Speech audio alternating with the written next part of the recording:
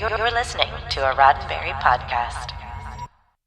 Today is Tuesday, April 6th, 2021, and this is your daily Star Trek news from the Roddenberry Podcast Network. On today's show, it's the day after the day before, and the day before was First Contact Day. There's a new trailer out for Star Trek Picard Season 2, and Q is coming back. We've got new details on Janeway's role in the upcoming Star Trek Prodigy.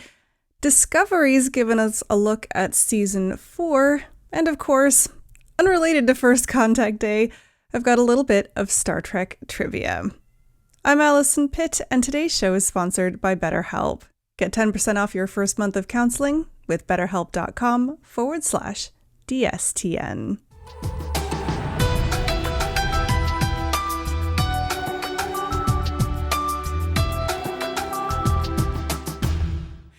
Okay, making a special appearance today is Simba. I don't know if you can hear her. She's very excited about all the news we have about First Contact Day, so let's just get on with it. The first story is all about Q. During that First Contact Day opening panel, Sir Patrick Stewart announced that production on Season 2 of Star Trek Picard was officially underway, with lights, cameras, and everything else that goes with it. For Picard fans, that confirmation is a sign of good things to come, but that wasn't the only good news. Stewart and panel co-host Will Wheaton were joined by actor John Delancey and making the official announcement that Delancey's Star Trek The Next Generation character Q would return to screens in the upcoming season of Picard. The omnipotent but often devious Q is a constant thorn in the side of 24th century Starfleet, always showing up at the worst time to make trouble. And that was for the crews of the starship Voyager, Deep Space Nine, and most notably, the Enterprise D. Now, after more than 20 years, it seems Q is finally making good on his promise to Captain Picard that the trial against humanity isn't over yet. That's right, Q is back. Now, it isn't a complete surprise that Delancey is making an appearance on Picard. Shortly after lending his voice as Q to the Star Trek Lower Decks episode Veritas, Delancey was seen in a cameo video telling a fan, "You'll be seeing more of me, and soon we shall." During the panel discussion, Delancey told viewers that he is totally delighted and really looking forward to coming back to Star Trek. "It's been a long time coming, and I'm more than ready," he said. For Delancey, getting back into character after such a long time really wasn't that hard to do. "It's not actually very difficult," Delancey said of the process, adding, "Q is deliciously naughty, marvelously annoying, terribly self-involved. I dare say, as my wife does, it's not much of a stretch." He added that with a laugh.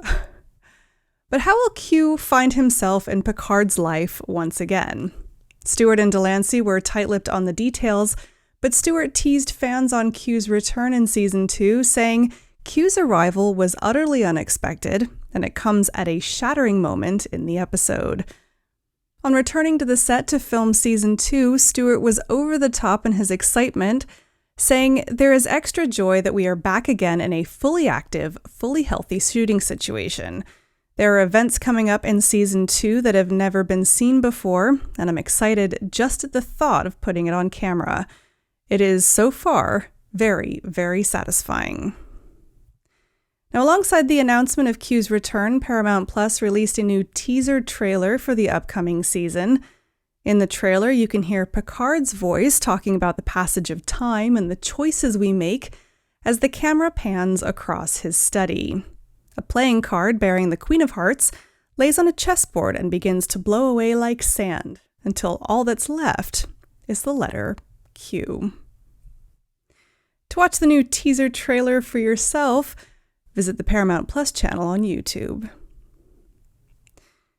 Now, next up, the producers of Star Trek Prodigy have revealed more details about Captain Janeway's role in the series, due to be released on Paramount Plus later this year. In their First Contact Day panel, series creators Kevin and Dan Hageman showed off new artwork of Star Trek Voyager's former captain, updated with a style to match the recently revealed Prodigy artwork. Vigilant viewers will note that Janeway's uniform in the new artwork matches her old Voyager uniform. So when and where does the new show take place? Well, the Hageman brothers answered that too. The first season of Star Trek Prodigy will take place in the Delta Quadrant, and it'll take place in the year 2383, 5 years after Voyager returned to the Alpha Quadrant. So, if Janeway's already back in the Alpha Quadrant, how is she in the Delta Quadrant 5 years later? Simple. She's an emergency training hologram, tasked with helping a wayward crew find their way. You can watch the full Star Trek Prodigy First Contact Day panel with the Hageman brothers and Kate Mulgrew on Paramount Plus's YouTube channel as well. And be sure to stay tuned in here to Daily Star Trek News for all the latest on Star Trek Prodigy as it happens. Now, I've got Trek Trivia Tuesday here in just a moment, but first, a word from our sponsor, BetterHelp. BetterHelp, as you may have heard, is a counseling service, but it's not like a traditional one. Now, it's very similar in that you will speak to a licensed professional therapist and you'll get safe and private advice one-on-one, but what makes BetterHelp different is that you do it in a way that suits you at an affordable price. BetterHelp is online only, which means that when you first match with a counselor, it's through their website or their mobile app. But you can also schedule phone or video sessions, and the service is available for clients worldwide. All of that without having to sit in a waiting room. You can start living a happier life today. And as a Daily Star Trek News listener, you can get 10% off your first month of BetterHelp by visiting betterhelp.com/DSTN. And that's help, H-E-L-P. Join over 1 million people who have taken charge of their mental health by visiting betterhelp.com/DSTN. That's H-E-L-P, betterhelp.com/DSTN. And a big thanks to BetterHelp for sponsoring today's show. Right, one more big story and then we'll get on to trivia. Now, First Contact Day was already full of huge Star Trek news, but it got even bigger when Paramount Plus dropped a brand new trailer for the upcoming Star Trek Discovery Season 4. The new season went into production last November at Toronto's Pinewood Studios, and back in February, Paramount Plus announced that it would be one of 3 new series of Star Trek coming to the fledgling service in 2021. Now we can get a first look at how the season is coming along and what we might be able to expect from the Discovery crew in the next installment. The trailer, which Paramount Plus calls a teaser, is a full 1.5 minutes long, so there's plenty to chew on, but you'll have to work pretty hard to tease out a coherent plot. Probably the biggest idea is that there's some kind of gravitational anomaly that's wreaking havoc both inside the Federation and out, but it's hard to say at the moment whether that's going to be a seasonal theme or whether it's just part of the plot. Certainly, there's a through line in the trailer of facing adversity as a team. The newly captained Burnham says it herself, there's only one way to confront the unknown: together. Now, there's a few other notable moments from the trailer as well. Cleveland Booker having a mind meld on Navarre, Burnham striding purposely down a hallway in a decidedly Tron-looking suit. There's some explosions, some recoveries from explosions, brand new color-blocked uniforms. They're pretty cool. A white Cardassian, pink Cardassian, and there's plenty of Kelpians too. Oh yeah, and Grudge is back. Now, at the end of the trailer, they reiterate once again that the new season is coming in 2021. You can watch the whole thing for yourself and all of the other panels and videos from First Contact Day over on the Paramount Plus channel on YouTube. Now, these stories were not the only news to come out of First Contact Day, but, there's only 2 of us, so we had to move some to tomorrow. So make sure to tune into tomorrow's Daily Star Trek News for a breakdown of the new Star Trek Lower Decks Season 2 trailer and August release date. We've got a confirmation of Lower Decks Season 3, and we'll spill everything we know so far about the new official Star Trek convention that's coming to Chicago next April. Once again, all of that is going to be on tomorrow's episode of Daily Star Trek News. And now, I know it's been a huge news day, but it's always good to unwind with a bit of trivia, so here goes. You've heard of isolinear chips, but do you know what they actually are?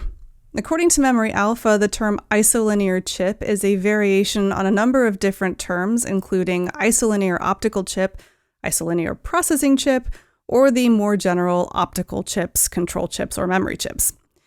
They're a form of storage device that uses optical technology to store data, and that's data with a small d. Isolinear chips turn up all over Star Trek from Next Generation onwards, and they generally look like little fluorescent, translucent sticks of gum. One of those fun pieces of futuristic technology that these days actually looks pretty outdated. So now, a trivia question for you. In universe, isolinear chips were actually pretty advanced, and in fact, when Scotty ended up on the Enterprise D in the TNG 6 series episode Relics, he remarked that he was expecting to see something else entirely. What was Scotty expecting to see?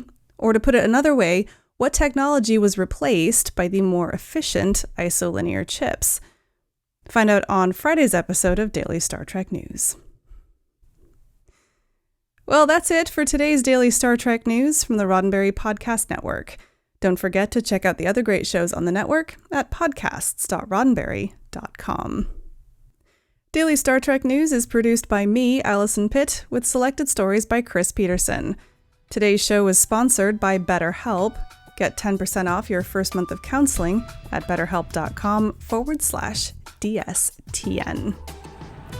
I'm back tomorrow with more of the Star Trek news you need to know, and this week in Trek history. I'm Alison Pitt. Live long and prosper. This is a Roddenberry podcast. For more great podcasts, visit podcast.roddenberry.com.